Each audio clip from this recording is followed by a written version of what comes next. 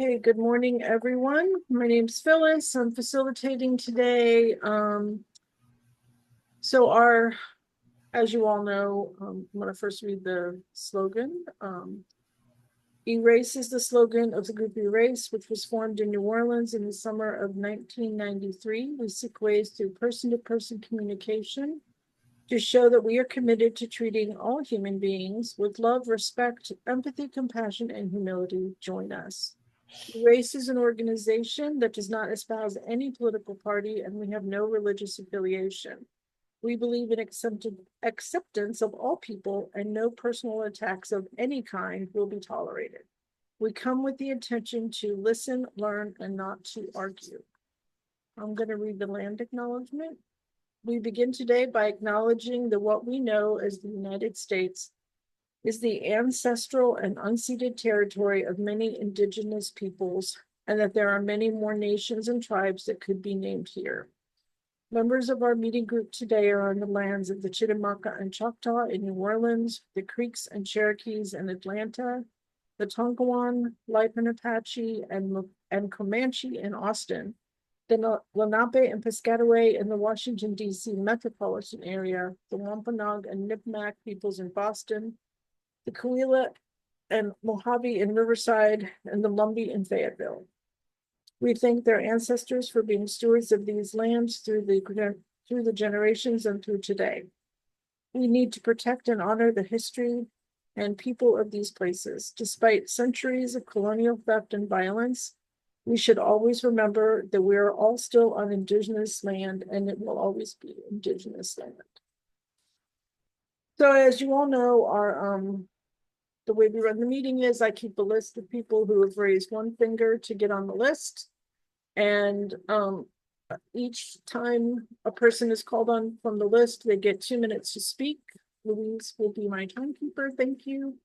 And if the person speaking says something that you didn't understand, you can raise 2 fingers and ask to make a clarifying question. That is a question that is simply, I didn't understand what you meant by, or could you repeat something you said because it wasn't clear. It's not a time for you to make a statement or make a rebuttal or challenge what the speaker said. If you have any of those intentions, you can put 1 finger up and get on the list. We don't interrupt the speaker. We don't make side comments. And the point of the discussion is to listen, learn, and not to argue. If there's any back and forth after a clarifying question is asked, or if any other violation of the guidelines occurs, I will say point of order. Any questions? I think not. So the reason I brought these 2 articles is actually I was thinking, since I knew I was going to facilitate today, so for weeks I've been thinking this might be a topic I'd bring. And then when the news came that the baby that Adriana had been carrying was removed from her body, which had been kept on life support from February to June of this year, I thought, well, that's just a sign. So let's see which article starts with this. The Dear America, women's bodies are not state property. There actually was a Handmaid's Tale episode that had a African-American handmaid who had some sort of a accident or something, who was brain dead and kept on life support until the fetus could be removed. Because if you don't know, in the Handmaid's Tale, it's all about having the babies. So this stuff is in fiction and in real life. These things happen.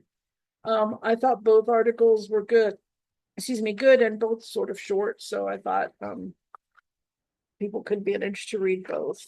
Hopefully everyone did. Okay, I think that's enough for my introduction. Anybody want to get on the list? We need to introduce ourselves, do we not? See, I always forget something. Yes, please introduce yourselves. I'll call on you first, Louise.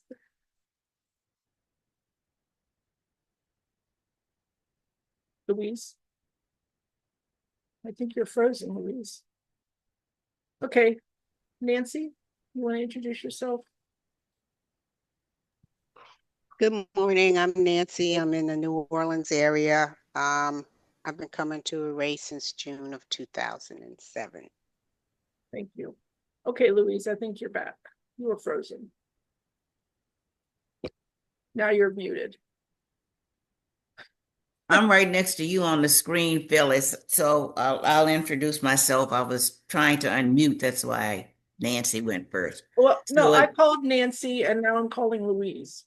calling what? Louise. Oh, I'm sorry. Let me mute. Okay, Louise, can you? Yeah. Okay, can you hear me? Yes. Okay, good. That was weird. I'm Louise, and I'm in Austin now, but I started the Erase meetings in the mid 90s in New Orleans and have been on and off a participant since then. Thank you. Marion. Hi, everybody again. Marion here in New Orleans. Looking forward to the discussion. Good to see everyone this morning. Thank you, Teresa. Good morning. Happy Juneteenth and first day of spring and all that happened the last couple of days. I'm Teresa from Fayetteville, North Carolina. I've been coming since August 2022. I mean, first day of summer. What did I say? Spring. Spring? Yeah. I do feel spring-like, so Well, good. Freudian slip. I'm glad you're keeping up with the seasons. Barely. Okay, Glenn. My name is Glenn Abdullah from New Orleans. I've been coming to your race for 31 years.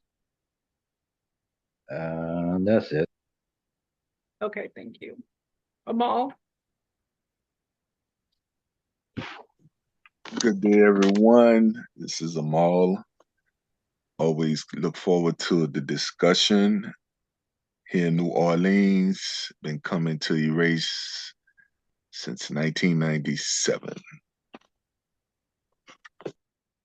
Thanks. Okay, that's everybody we got so far. I hope Malcolm can get back on, Teresa. Who would like to get on the list?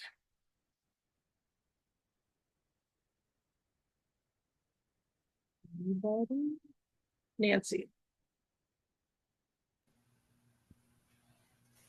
Okay, in reading this article, Mary. I don't know. I had my thoughts were kind of like all over the place. For one, I am very much against the states that enacted the fetal heartbeat abortion ban because most women do not know that they are pregnant in 6 weeks.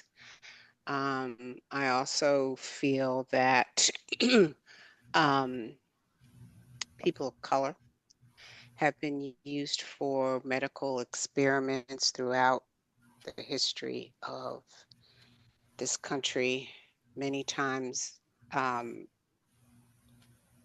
giving their consent to procedures that they didn't really fully understand what they were consenting to. There is also a movie, it's not in the United States, it's in Africa, but it's called The Constant Gardener. And it is about, pharmaceutical companies actually going over to Africa and under the guise of healthcare, testing drugs on people in Africa and whatnot. So I always feel that people of color,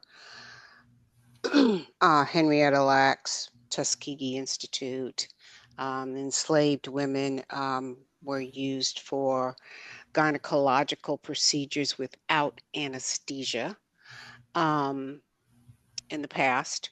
So are just subject to, are just used and cast away. I mean, because this is a little different.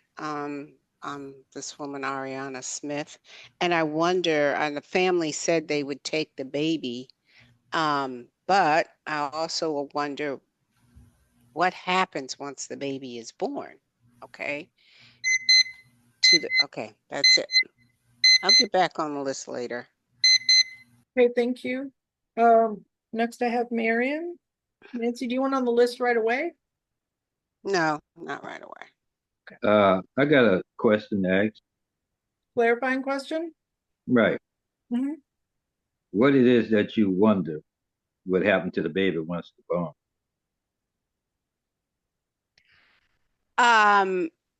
Financial responsibility. Okay, the family said that they would take the baby, okay, but is the baby entitled to SNAP? Is it entitled to Medicaid? Is it entitled to what kind of financial aid is the state willing to provide for this baby once it's born? Because the state wants you to have babies, but they're not willing, the government wants you to have babies, but they're not willing to help you, with raising these children, health care, child care, education. They seem to be wanting to take away all these benefits, but they want you to have babies. Thank you. I like your answer. Thank you. Thank you. Marion, you're next.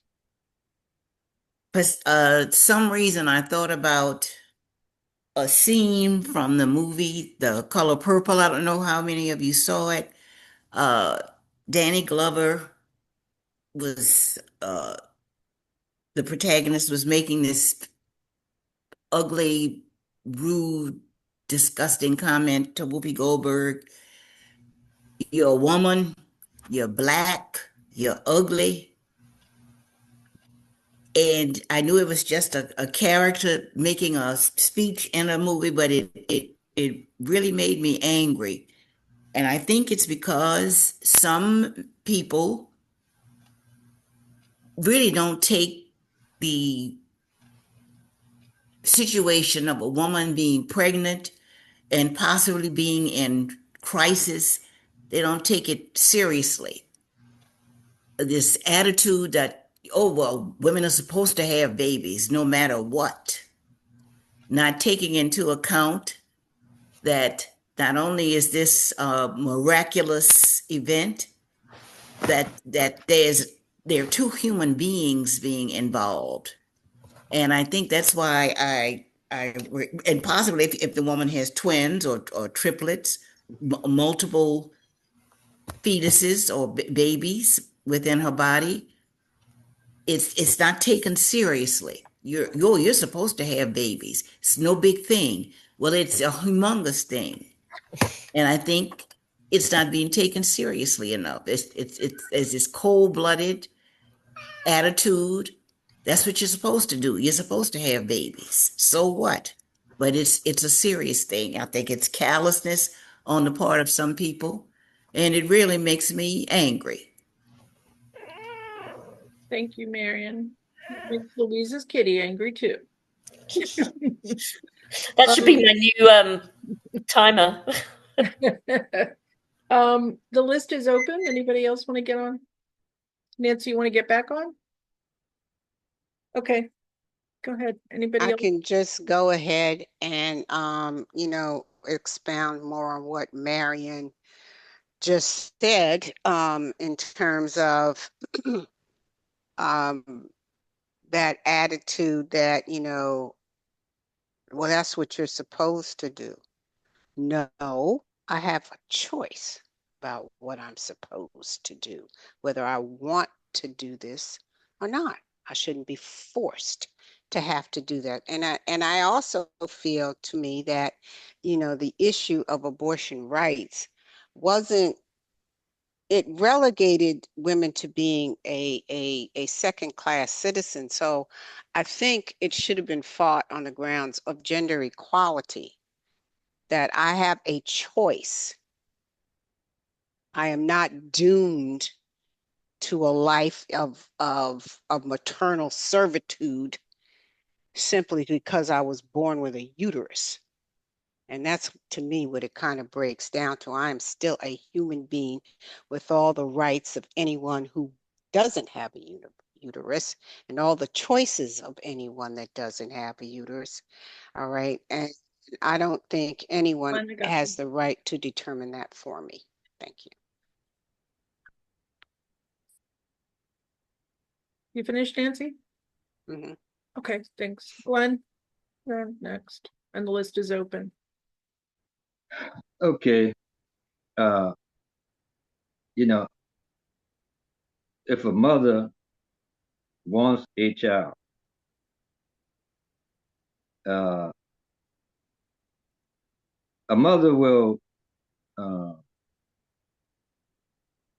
if you told that mother, look, before this child is born, you're going to be brain dead. Do you want the child to live? Because we can still bring the child into the world. Do you want it to live, or you want it to die with you? I think most mothers will say, I want the child to live. Uh, as far as, well, who's going to be responsible for it? The guy who gave the semen. That's the guy who should be responsible for it, not the state. We didn't got so much that we government based. Everything got to be the government. He's responsible, and I'm more than sure the family know who is the donor. I'll leave it at that. Thanks, Glenn. The list is open. Malcolm, you went on the list? You're muted. Still muted.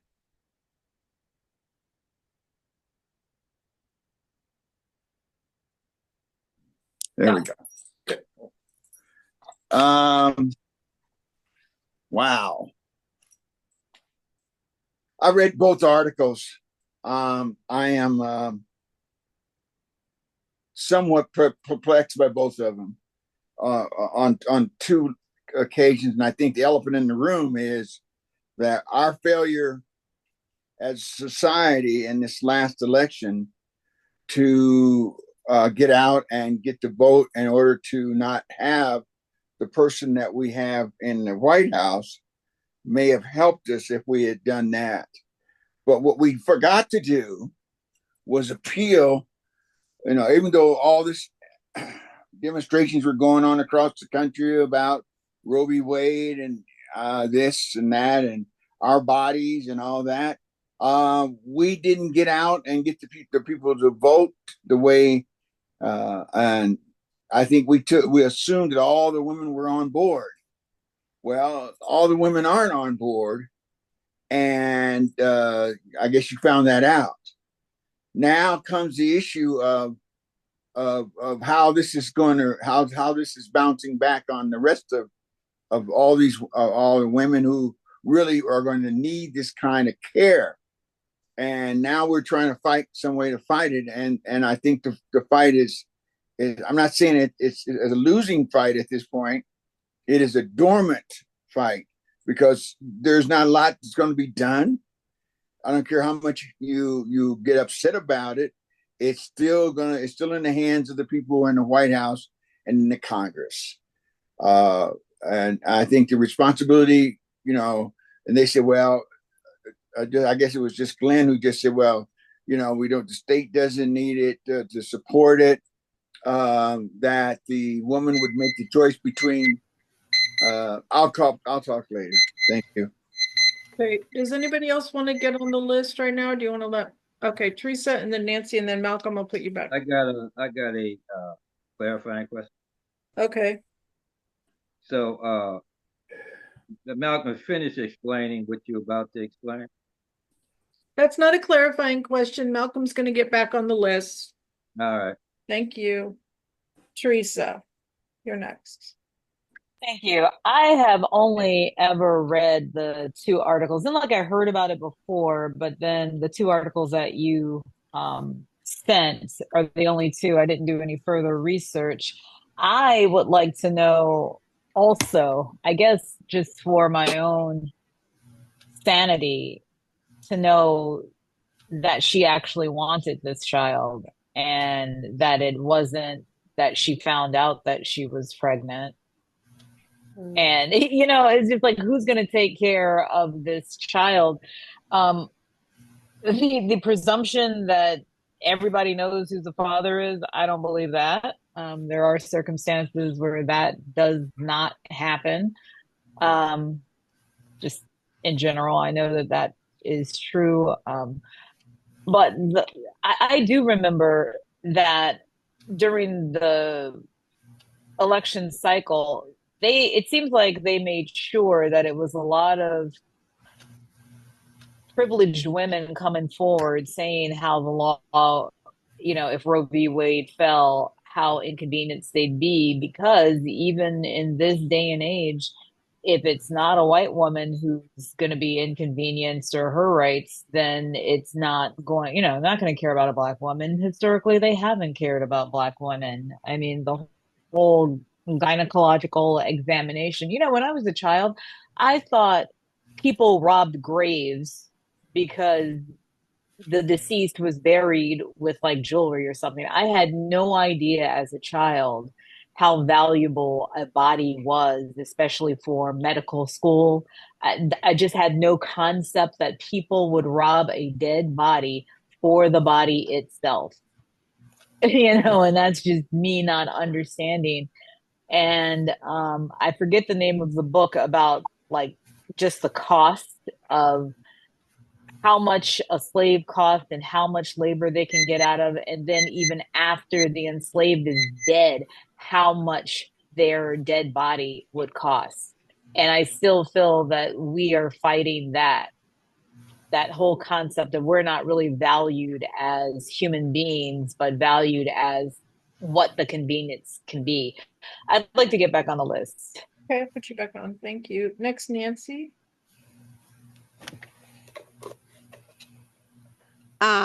There is a movie on Netflix called Straw. I don't know if you've heard of it. That I think is really good till you get to the end of it, and then it gets a little flaky at the end. But the beginning, the begin throughout, it really shows what the struggles. A woman makes a comment throughout the movie. She said, "You really don't understand how expensive it is to be poor." All right, and that's true. All right. But it's really the struggles that a person making minimum wage and having to work two jobs and support a child. And she wasn't a young woman, but she had a child in her 30s, and the child had a medical condition that she had to continue to treat, and how she was struggling to make ends meet and how difficult it was. And I don't think people really think about how hard it is to not only live on minimum wage in this country, all right, and criticize people for having to use government benefits such as housing and food benefits and health benefits, not to mention a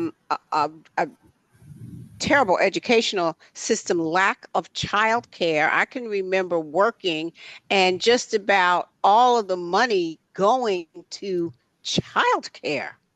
Childcare is outrageous in this country. And we're talking about after school childcare like watching them for 2 or 3 hours in the afternoon or whatever, from 3 to 6 or whatever, till I could get there. You just caught between I'll get back on the list, but if you haven't had to do it, you just don't understand.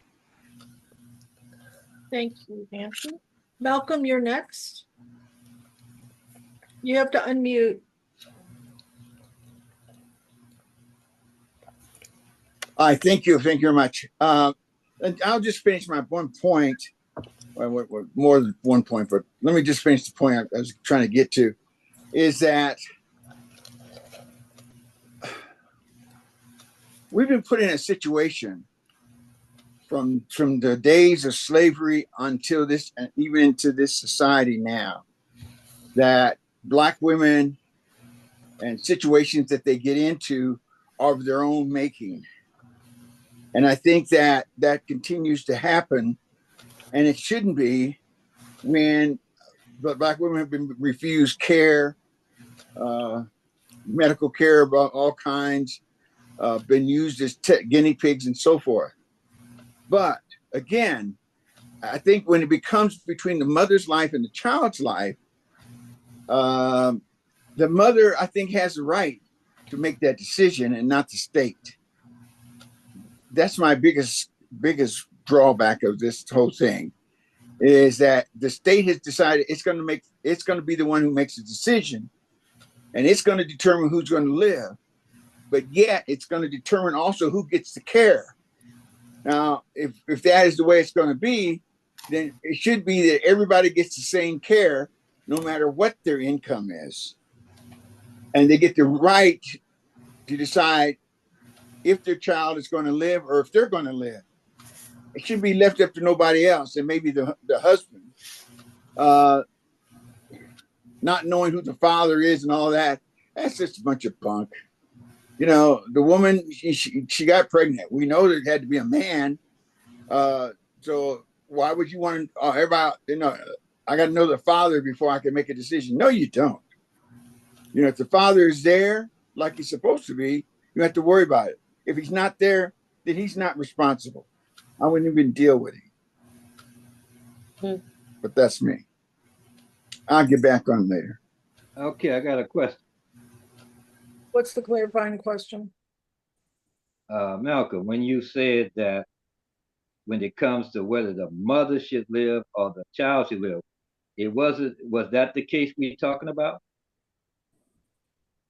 But that's the basic form of the case we're talking about, because it was a decision. If I can remember everything, I'm trying to remember a lot of it because I read some more stuff on that situation and another one. But it boils down to her living and the child dying, or the child being born with an malady that would make it lifeless.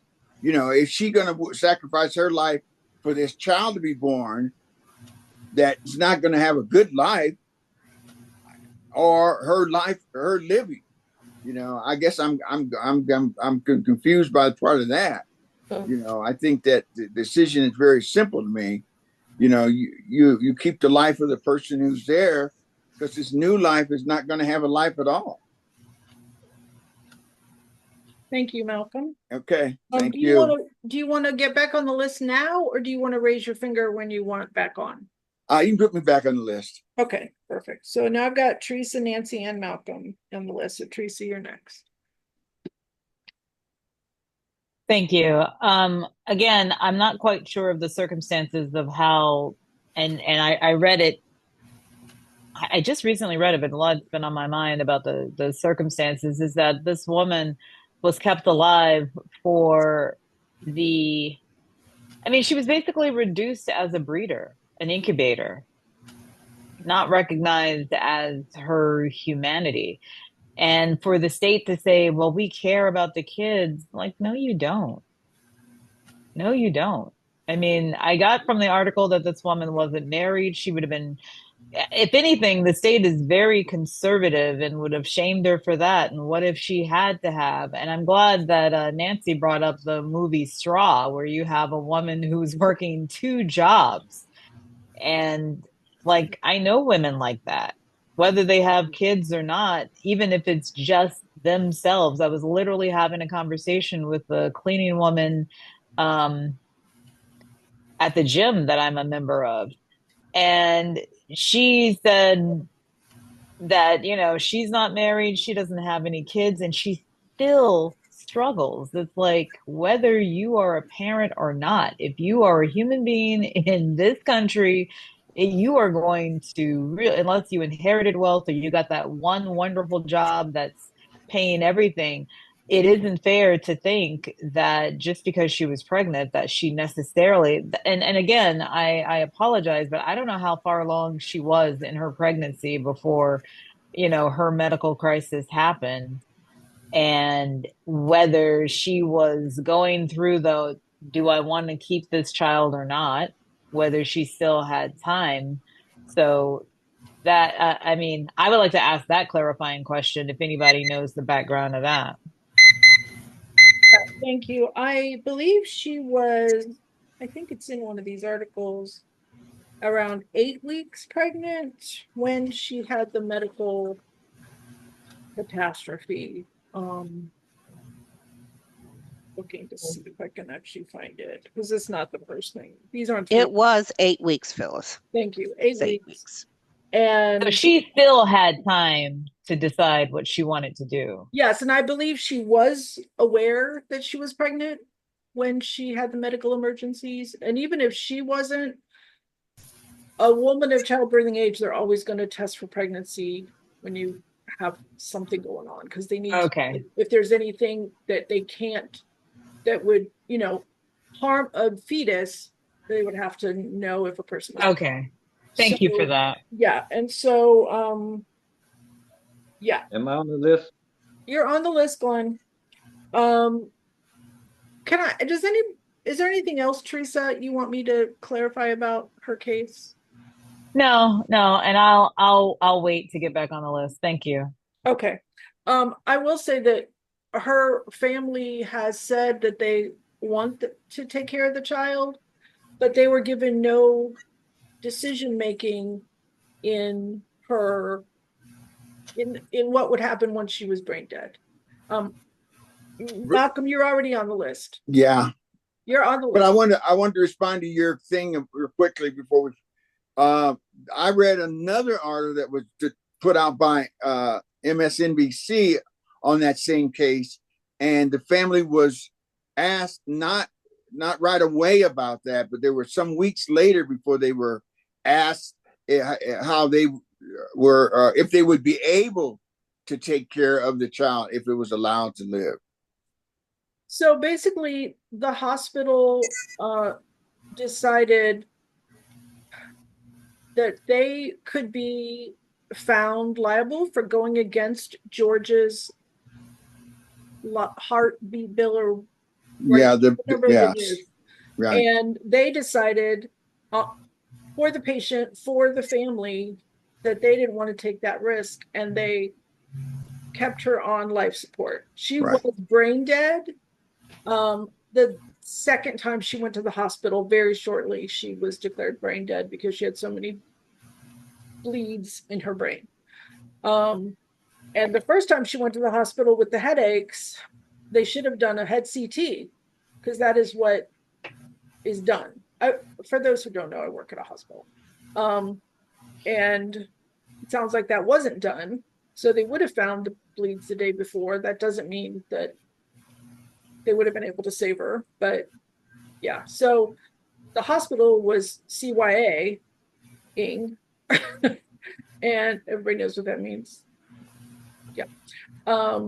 And you know, biomedical ethics are something to really think about when you have a case like this, because this is, in this case, happening to one person, but in the real world, it has implications for more than that person and that family. And yeah, I think that if the state required that they put her on life support, and if the baby survives, because he's in an incubator, he's 1 pound 13 ounces, he was very premature. if he survives. The state, in my mind, does have a responsibility because they made this family have this child. Okay, Nancy, you're next.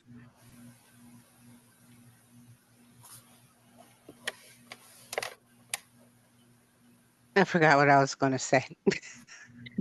I started doing something on my phone and I totally forgot Okay. what I was going to say. I guess I want in continuation of, about the movie Straw and how difficult it is to be, I used to work at the Audubon Nature Institute, otherwise known as the zoo. And I used to watch women there. Your heart was a lot of times, would break for them in a lot of ways because, they would have to constantly prove that they were eligible for their benefits. So they'd come and ask for proof of that, they needed their statements, their check stubs constantly happen. I mean, to prove, that they were still eligible. And they'd work from 6:30 to 3:30 during the day. And then they'd have to go to a second job where they worked from 5 to 10. All right. They get a little hour and a half in between and work from 5 to 10. Um, and you think about their children. So who's raising the children? If there's no grandmother or somebody in the house, that can take these children in the afternoon, what do you think is going on at home? I mean, they're going to do what kids do, which is probably nothing good because they don't have, there's not enough childcare, and particularly childcare for adolescents. Just because you turn 12 years old does not mean that you do not need supervision. Okay, because who you think's out there breaking in houses and stealing cars and doing stuff like that because they have no supervision? Who is getting pregnant at 13 and 14 years old because they have no supervision? There are a lot of social ills that could be cured if the government would stop thinking that people don't need benefits. Thank you, Okay. Nancy. Malcolm, you're next, then Glenn, then the list is open. Well, I guess we've gotten to a point where we're beating a dead horse here because no matter how it breaks down, there is not enough money being put on taking care of children who are in the system already. Those are about ready to go into the system because it's not going to happen. We talk about all these things we want to do for children and how we want to protect children and how what we want to do is say that we're for this, and then once the child is born and everything, we're deserting them. Those same people who are standing out there protesting about, let's let a woman make your choices, and or force a woman to make choices that she doesn't want to make, and the child is born, they're not there anymore to put the money down to take care of the child. So I think we need to quit fooling ourselves. Is that we're trying to be this society that's great for children, and we want children to live and be successful and everything else like that. And on the other hand, we're taking everything away from them to make them successful. You know, we can continue to argue the point of a child. When people are talking about academies and stuff like that, we want our kids to go to a place where no public school. We want to go to a place where they're going to learn something. Well, yeah, they're not going to learn as much in a public school if you got a classroom of 35. Or is that Freakonomics says very clearly that if you have abortions, you cut down the population. Yes, you do. But you also cut down the expenses of taking care of children too. So an unwanted child. So there's economic cost in all of this. And yet sometimes I think we forget that we're going to have to deal with that economic cost. I don't know. Ladies, It's a rock and a hard place. Done. Malcolm, go ahead next. And the list is open. Yeah. So,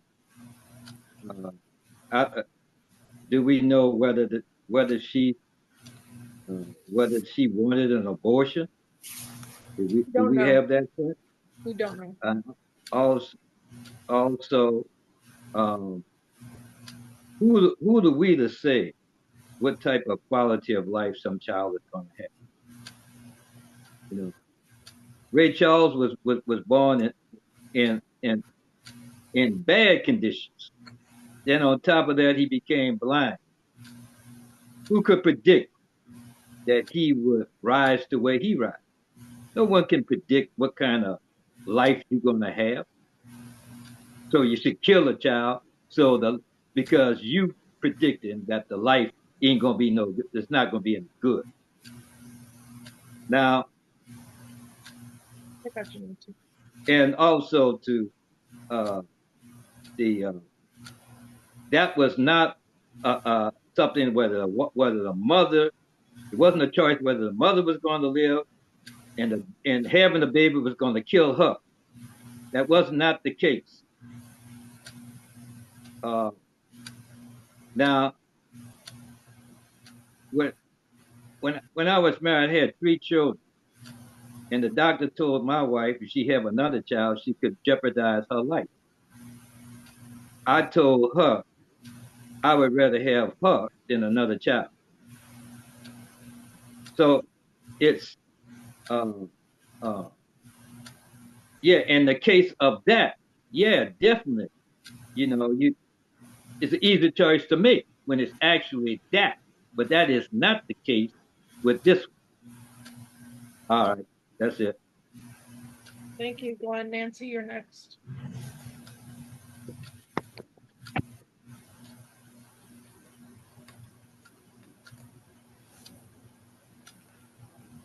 You know, right now,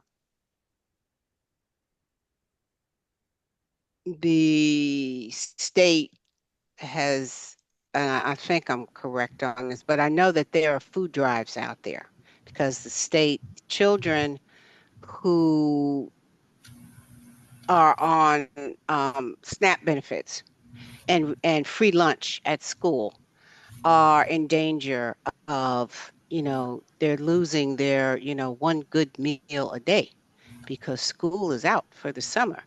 And I know that there's a restaurant, Toops Meadery, who is trying to step up and feed children throughout the summer. But that is when you talk about the quality of life. Yeah, Ray Charles was blind and he did an exceptional and amazing, accomplishments with his life. But he is the exception, not the rule for the average child who's born into poverty. Okay. They talk about social determinants because of your zip code. What is your quality of life going to be like? Simply determined by where you live. Okay. And what your chances are of success in life based upon where you live. Okay. So, like right now with children, I'm going walking around and stores have where you can donate. I don't know where this money is going. I've donated to some of them, or how they're going to get the food to the children. But it's a shame to think that children are going to go without food during the summer because school is closed down. But that's the reality of being poor in America. That's enough. The list is open.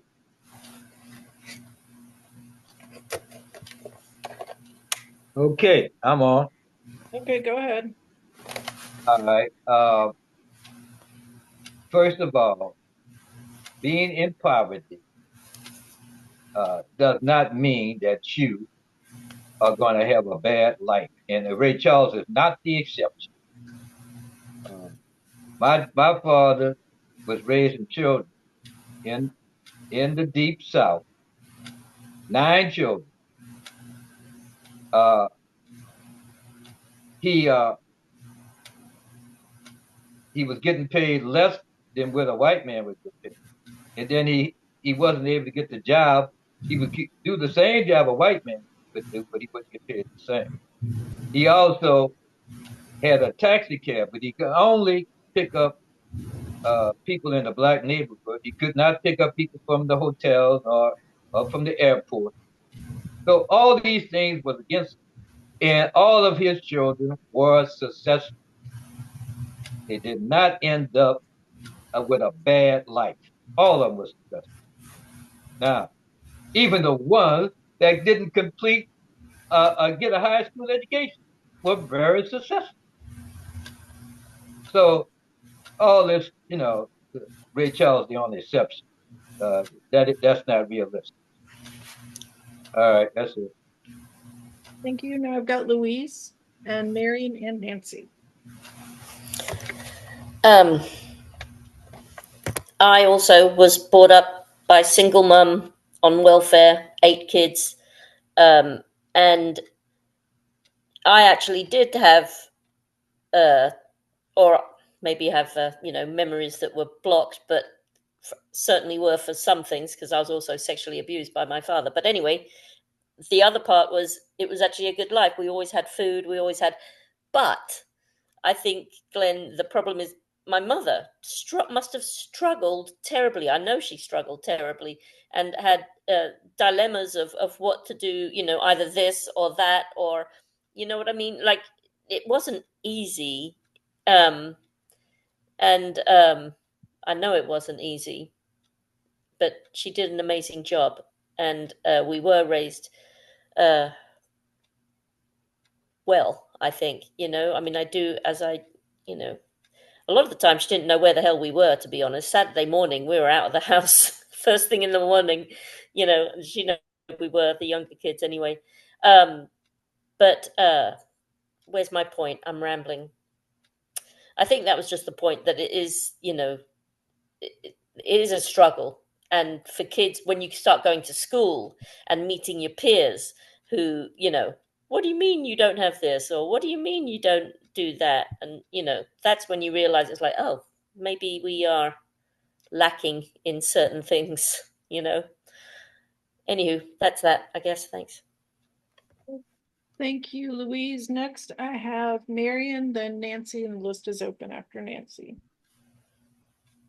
I think there's I mentioned this in my last remarks, there's an element of callousness in this country and possibly, not possibly, all over the world. If it doesn't affect me, I don't care. And that's what it is. This 1% of people in this country, and I heard a journalist say this last week, that has this multitude of wealth. And then you have 99% rest of the people suffering worse than a dog would suffer. And until human beings cannot have this selfish, callous attitude about the others, if it doesn't affect me, I don't care. Well, you need to care. And it's going to be the downfall of the human race because you don't care. I'm thinking back to a time when I used to do summer school, and we'd be in the cafeteria with the children just before dismissal time because it didn't last until 3 o'clock. The summer school didn't last. The kids would have lunch before they went home. And I would watch those children clean their plates. And one of the other teachers heard a conversation about from a child talking to his little friend about that was it. That after he ate this lunch, because they did have breakfast as well in the school cafeteria, breakfast in the morning, lunch before they went home, there wasn't going to be any dinner. And it was appalling and heartbreaking to hear an 8-year-old child say they weren't going to have any more food until the next morning. And that was when they came to school. So until we get over this element of it doesn't bother me, it doesn't affect me, we're going to have this nasty, cold-blooded, callous situation. It doesn't affect me, I don't care. Thank you, Marion. I've got Nancy, then Teresa. Anybody else want to jump on the list? Okay. Oh. Oh, Malcolm, I got you. Go ahead, Nancy. Okay, specifically to Glenn, that was 75 years ago. Okay. We were just having a conversation where a car costs as much as a house did when we were growing up. Okay. You can't buy a car for under $30,000. Not a new car. You can buy a used car, but not a new. But I can remember you could buy a real nice house for about $25,000, $30,000 when I first got out of high school. All right. A car was about $3,000 when I got out of high school. And yeah, I could buy a new car. I'm not buying no new car now. I ain't spending no $50,000, $60,000 on no new car now. It's out of my price range. Okay. Things are different. People don't have 9 children. You can't even afford 2 kids anymore. With the social, I mean, you know, for kids to have, and I mean, don't downplay peer pressure either.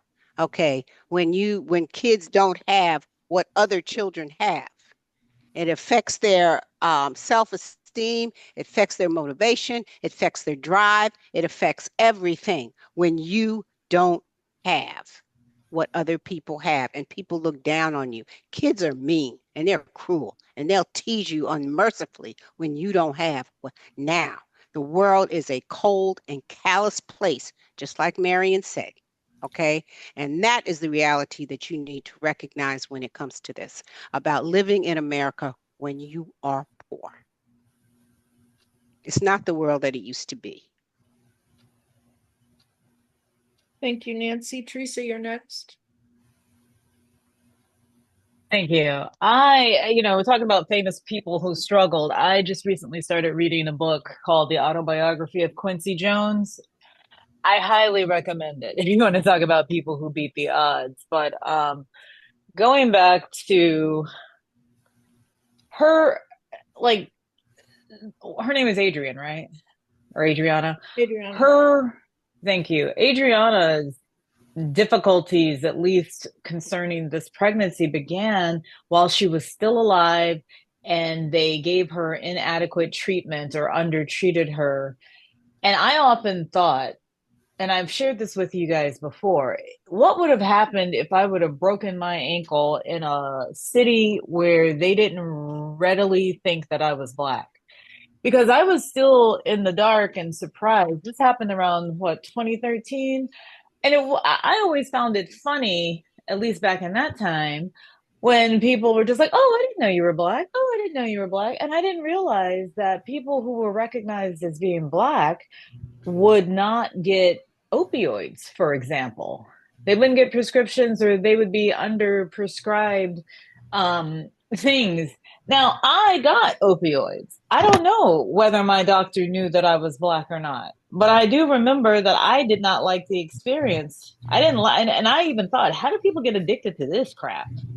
It made me itchy. I took myself off that. I said, I will just drink red wine. That'll help me with my pain. At least I'll enjoy, the numbing effects of alcohol versus that.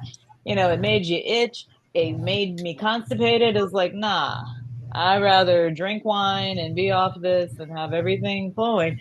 And it's just interesting to me that if I would have broken my ankle in North Carolina, maybe I wouldn't have gotten that. But I had excellent treatment. And I think part of it was listening to the outcomes of other Black women. Part of it was maybe question mark asterisk that I was not recognized as a Black woman, and I got better treatment. Thank you, Teresa. Let me know if you want to get back on the list. Malcolm, you are next. That's a clarifying question to Teresa. Yeah, sure. But you say they didn't recognize you as a Black woman? It was very common, Amal, for people in Austin not to view me as Black because I was fair skinned. And even people who didn't know that I spoke a smattering of Spanish, because some of my students knew that I spoke a little Spanish because I would call home. I was like, you're not going to let language stop me. But just sight unseen, I think it was me being light skinned, and if you really want to go full racist, how well I speak English. So Yep. Thank you, Teresa. Okay, Malcolm, you're next, and then the list is open. I'm enjoying hearing some of these things and these stories that you're all telling. But to get back to what the issue is, it's healthcare in America for Black women, or let's put it this way: for Black women and women altogether. It's in stages, and it always has been. And the thing is now, what has happened is that you women have gotten too independent, and you have men who want to rein you in, and they think they can rein you in by providing you or denying you certain health care, or not allowing you to make decisions about who owns your body. It's very clear that men want to own women's bodies for whatever reason. Uh, I just don't understand it, and I think that we keep getting sidetracked on what the real issue is. The real issue may not be the young lady who died and her child and all that. The issue may be the health care that she was denied that put her in the situation that she finally ended up in. And I think that's where we need to have that discussion more is how we got to these points, and yet now that we're here, we're still not sure how to get out of them or what we need to do to go forward. I would just like for everybody to step back and just take a deep breath and just say, how did we get here? How do we get ourselves out of this situation? And how do we make it better for those that are going to be coming after us? And that was the one thing that I was brought up on, was that people were trying to do better for the next generation. I find us now, we're trying to do better for us right now. We're not worried about the next generation. Thank you. Thank you, Malcolm. Teresa, I see your hand. You're next. And who else? Glenn. Oh, I didn't know I was next, but the list was open. Yay, that was good timing. Going off what Malcolm just said, how do we get out of this? And adding what Nancy already said, one of the ways we get out of it is Black women in positions of power. In that movie, yes, we have the Black woman, Taraji G. Henson, or whatever her name is, Taraji. She's the Black woman struggling, working two jobs, has a daughter who has health issues. And the two Black women who were very pivotal in resolving the movie, I'm not going to tell you, but who were also very powerful. One was a police officer, the other was a bank manager, like a branch manager. So you got two women in positions of power who, and this is really the attack against DEI. One of the problems with that is not just having a diverse workforce, but then having someone to tell a different narrative than the dominant narrative, because those two Black women believed and empathized with the other Black woman who was struggling. And Phyllis, I like your example because it's really quick and, to the point. When you see a Black woman do this, and I don't do this because I don't have, additional hair on my head, but that she's doing this because her hair itches and she doesn't want to mess it up. But if you're a white man and you're not around Black women and you see a Black woman doing this, you're thinking she must have some mental problem that she's slapping her head, right? And there aren't enough people, in positions of power who, when they see this, they know what it means. They know why she's doing it, and it's not a mental problem; it's her scalp itches. You see, Good but memory, when you hey, I remember things because I'm a writer. I like to observe. I like to whatever. But how we get out of this is the very thing that they're attacking now. They are attacking DEI, and you're thinking, oh, well, somebody's just going to be out of a job. They're not going to be out of a job. The people who are who are in need are going to be out of an advocate and an ally who knows their situation and will empathize and help. Thank you. Glenn, you're next, and the list is open. I might, after one, if one more person wants to get on the list, then I might do the Wrap up. Thank you. Glenn? Okay.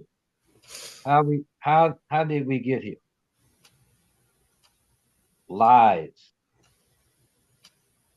Radio, talk shows, telling lies to the people.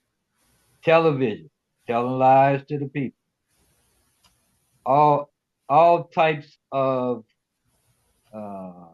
ways that we are communicated to have been all lies. Government right now is lying to us to try to get us in a war, lying to us about why they want to go to war. So truth is how we gonna get out of it. And it can start right here, that we stop telling lies. That's it. Thank you, Glenn. Anybody else want to get on the list for 2 minutes before we do the wrap up? Malcolm?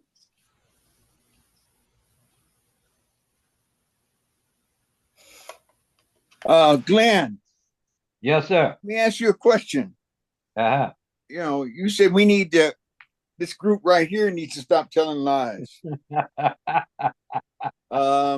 Well, we might as well, you know, what lies are we telling at this point? Yeah, I second that question.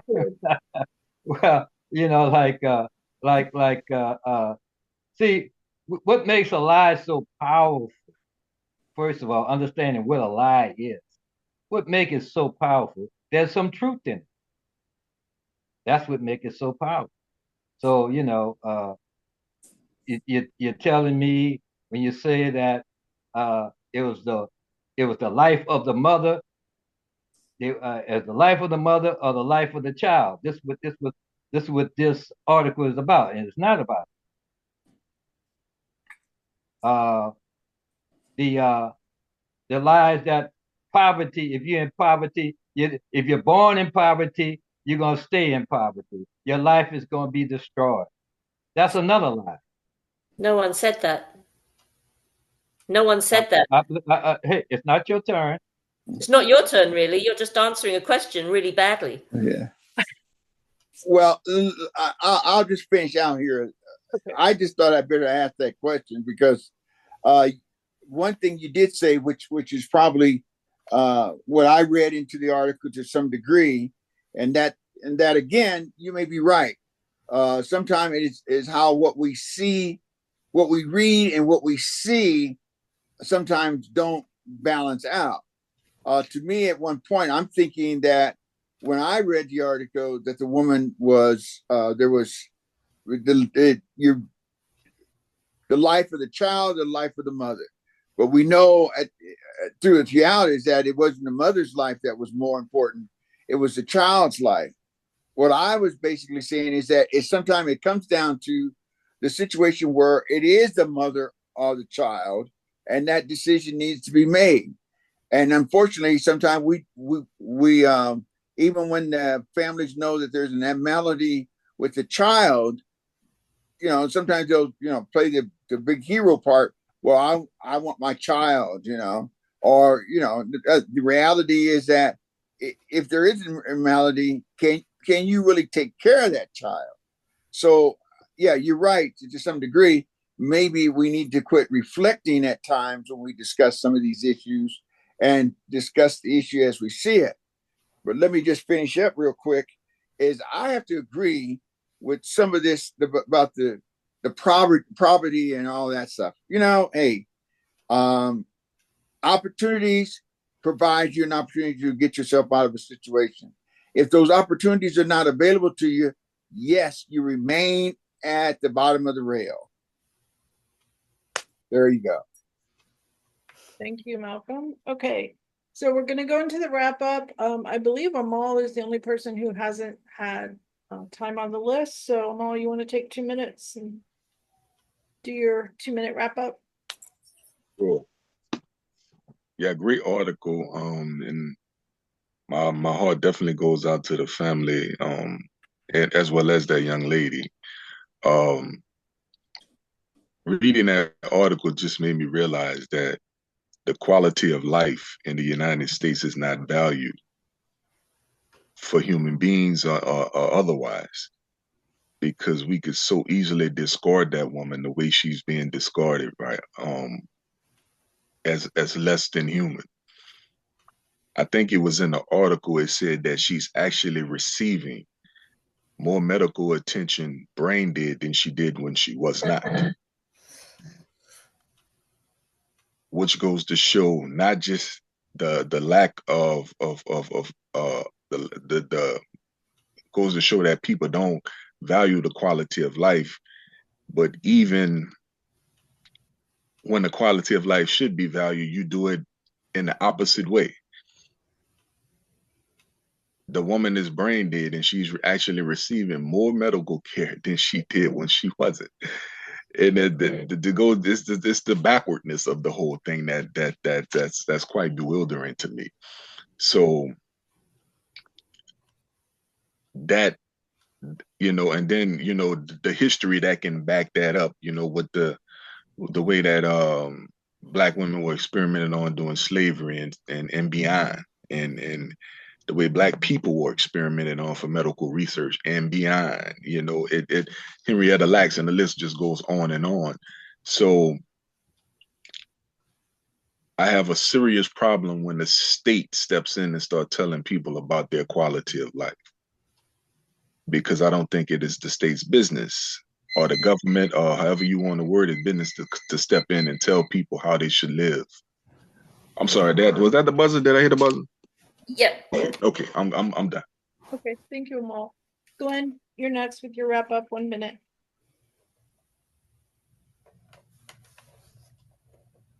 You know what? I forgot what I was going to. Well, wait a minute. Before you cut me, let me think. Something somebody said. All right. I'm going to have to go. Wasting time. Okay, thank you. Marion.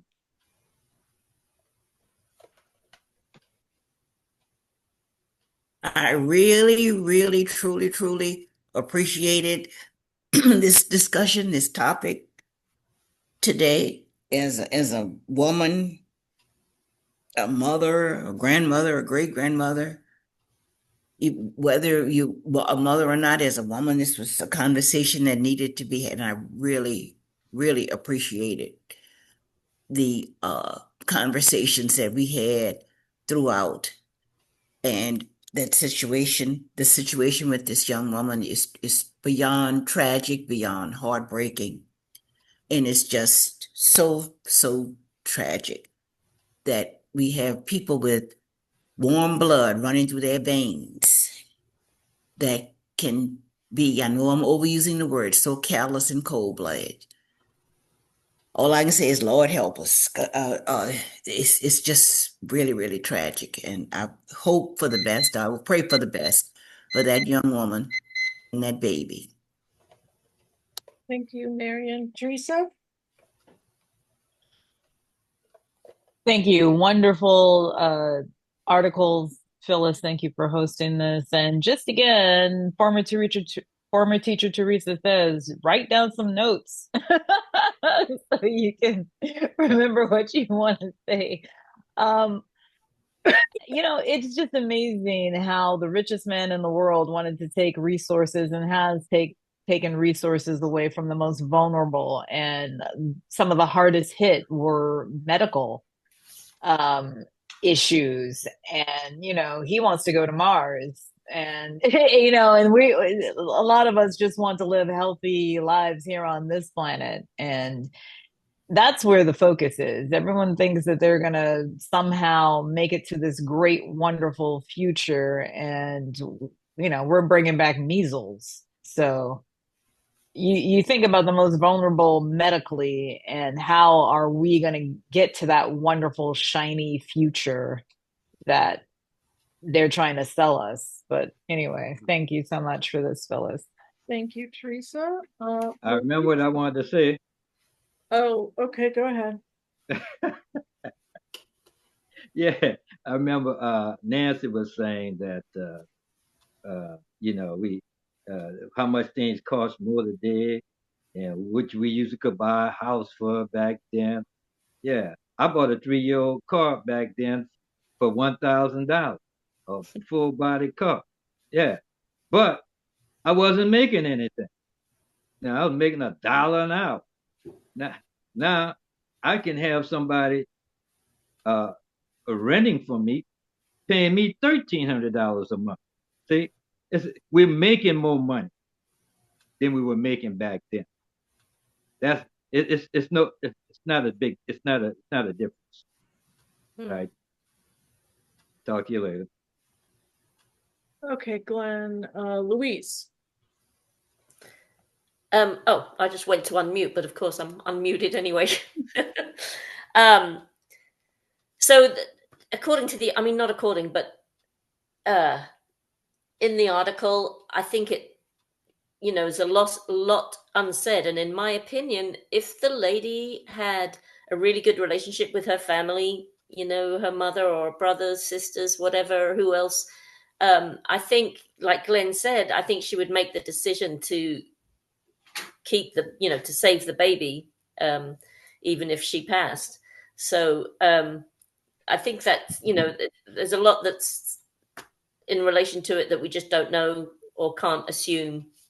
But as a mother, personally, yes, I would say in my situation anyway, if I was pregnant and in the same situation, I would want the child to be saved, for sure. And as a side note, I don't know if you know, but my baby was diagnosed with Downs when I was pregnant, and we had a surgeon lined up. The stomach was not supposed to be connected, and blah blah blah. And they actually asked us if we wanted to abort, and we said no. No, we just didn't want to. As it turns out, he was perfectly healthy, and the doctor was wrong. And believe you me, I sent him a letter to just say, because he was so sorry. I'm going a little over, but this is kind of important.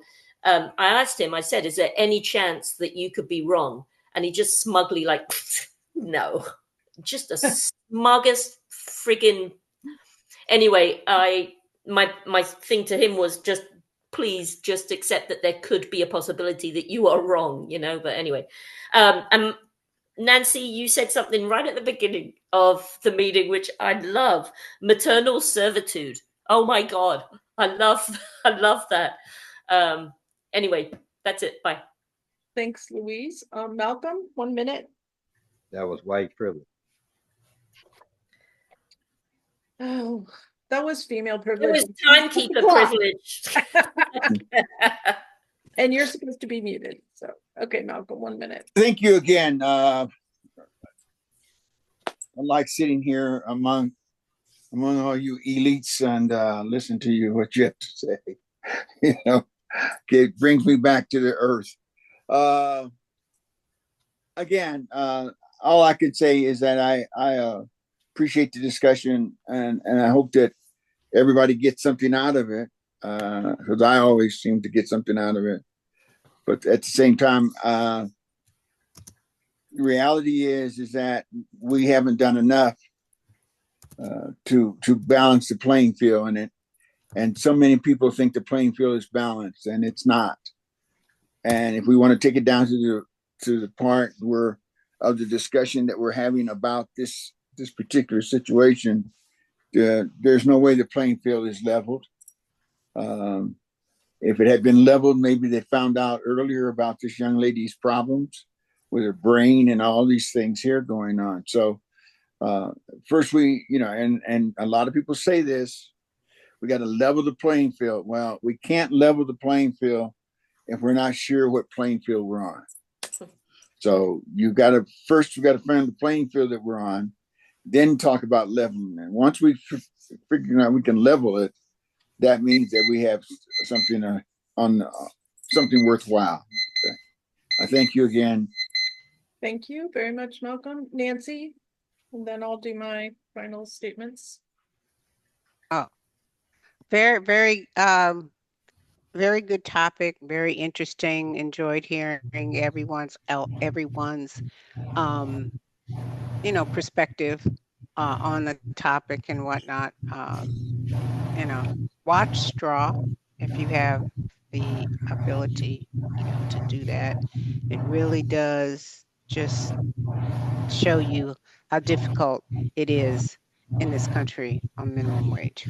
All right. Have a good weekend.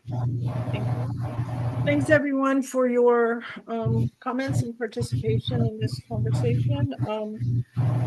So the thing with what's called a fetal heartbeat is not a beating, fully developed heart. It is cells demonstrating cardiac activity. So when they say fetal heartbeat, there isn't like something that looks like a human being, but small with a fully formed heart that's beating. So you can look that up. In terms of the gynecological experiments of Marion Sims on enslaved women, some of that legacy of his goes on today. Women are subjected to cervical and uterine biopsies without any anesthesia and without pain medications, and they hurt. The issue for me of this is this was an experiment. The state and the hospital experimented to see how long could they gestate a human being inside a corpse. This is what has happened. Brain dead is dead. Just because she's on life support doesn't mean she's not dead. Some organ functions were happening, but things that also help fetal development, listening to the mother's voice, for instance, could not be happening. This was an experiment, and they probably right now feel it was a successful one. And there are a million scenarios in which Adriana Smith did not tell her family who the father of the child was. Maybe the father of the child didn't know she was pregnant with his child. Women get pregnant sometimes and don't, I know this will be shocking, involve the person they had sex with because they don't want that person being the father of their child. There are not just the issue of how the health system failed her, which I agree with, but there are multiple layers and issues in this experiment that was conducted. And one of them is stated in one of the articles, what's going to be next? Something like this happening, it's in ethics, it's called a slippery slope. So what's going to be next? Are we going to, for instance, harvest organs for transplant from people who don't consent to that or whose families don't consent to that? Are we going to grow people for the purpose of harvesting organs for transplant? These are things that are bigger that you have to like take the small little thing of Adriana Smith and expand your view of it. I also want to say, in relation to what Nancy said and Glenn said, that we can make more money now. Well, Glenn is a privileged landowner who can charge more for rent. However, people who make minimum wage, that hasn't gone up in a lot of years.